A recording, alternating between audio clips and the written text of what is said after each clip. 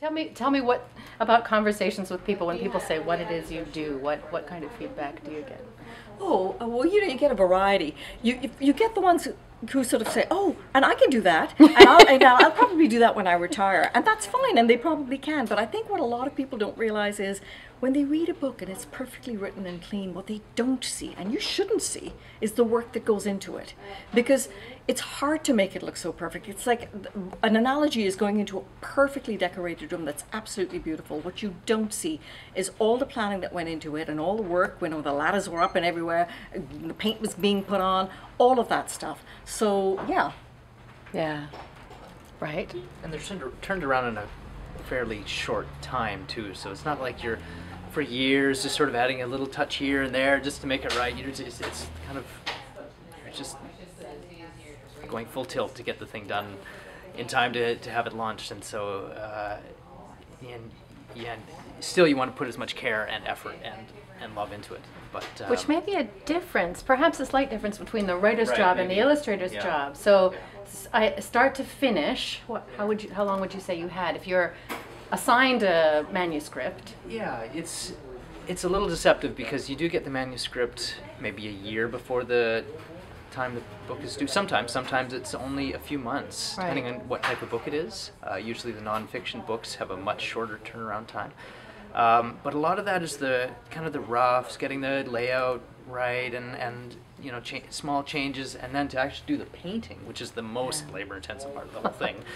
You only have 3 months to do that, and it's to get 20 paintings done in that amount of time. You really have to cook, and so it's that's where you wish you had maybe the 8 months to do the paintings and the first couple months to dilly around with the roughs. But you really, at the end, you really have to make it happen pretty quickly. And usually you're working on a variety of projects at once. So it's rare that you only have one book that you're working on, because it's a whole juggling act of many different things in different stages of production. So And I know people are often curious to know how much interaction you have with the writer of the book as an illustrator.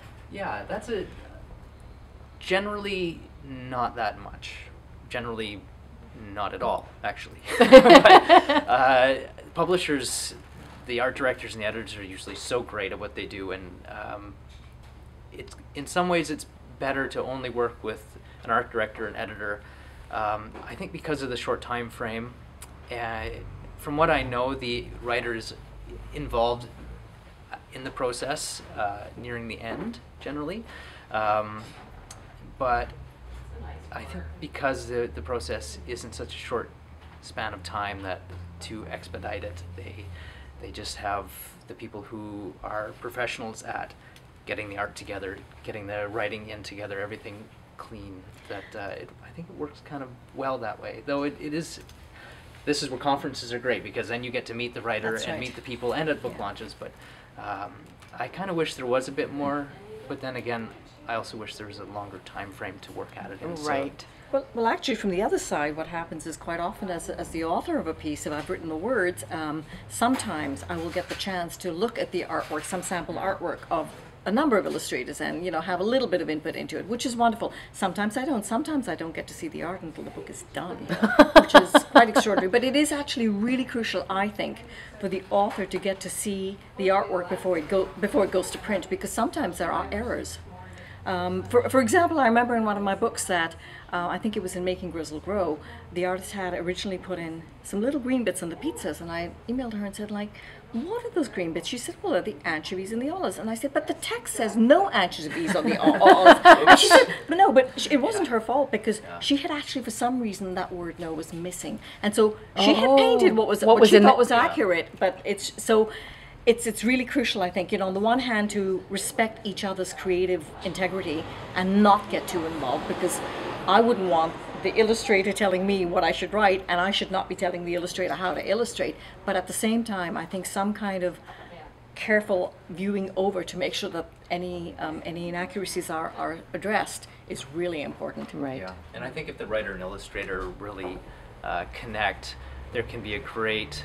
I've heard of writers and illustrators who kind of play back and forth, and the writer will just hint at something, and they'll get the Yes. illustrator to do a kind of a gag and a joke, a visual of playing on the words. And I think if they can, if there's some rapport there, I think there can be more of that sort of play between the text and the illustrations, which is really fun. Actually, what I find is that very often that the publisher does not want the author to talk to the illustrator, because they don't want me getting my messy little fingers in influencing the illustrator about how the art should look. They want to be the ones in charge. They want the art, the publishing house wants their own art director to be the one to tell the illustrator what kind of look they want. So yeah, I have to zip up and just smile. I definitely have the better deal in that regard, because I get to see the manuscripts beforehand, and so there's no surprises on my end, unless the Manuscript shifting. that does happen. But by the time the art is in place, it doesn't affect the art that much if the unless there's major changes, and then everybody's has a problem. But yeah, it's I do really pray every time we're working on a book that the writer will be happy with what I do, because they usually don't see it until it's very end stages, and you just cross your fingers that you did a good job for them. Yeah. Right. Rachel, you asked earlier, what are some of the things that we get asked, and what are some of the responses to our work? And one of the things that I find interesting is when people say to us, "You make how much?" Somehow they think, "Oh, you're a writer. You're an illustrator. A writer with 20-some books yes, you must to your name. You must have money galore. I just wish." And so and they say, "Well, how much money do you make?" And I remember telling somebody this for a novel. I said, "Well, I get 10%." And she went, "You wrote the book, and you get 10%? You get 10%? And I said, "Yeah. And if it's a picture book, I get 5%. And the illustrator gets 5%. She was absolutely horrified. I don't think most people understand that that's how it works. No, I think writing and creating children's books is as much or more about the love of the job. So. And more people are doing self-publishing, and there are getting to be cheaper printing methods. But the challenge with self-publishing is that you have to carry a lot. You have to carry all the financial burden, all of the printing, the marketing, everything all on your own. And some people are great at that, but I think it can be overwhelming for a lot of people too. And to have the quality, like you have a whole team of editors and art directors at a publishing house, and they're great at what they do. I think that's crucial. It's about quality too, because traditional publishing, at least the publishers act as gatekeepers, and you get the chance to work with editors, which I think is crucial, because I hugely value editors. I know that a good editor can help pull up a manuscript to several levels, and I think our children, our readers, deserve our best. They do. They don't deserve the mediocre and something that's tossed off, because if a good book can turn a child onto reading, I think a mediocre book can turn a child off reading. Right.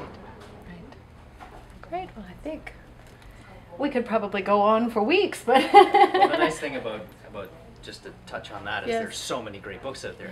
You just you go into any bookstore and you're just overwhelmed by how many. We're not as limited now. When I was a kid, you only had a mere handful of books to choose from, and now we have a great selection. So exactly. Yeah. Right. So come to Collected Works and hear more. Thanks to you both. Thank you. See you at the conference. Thank you.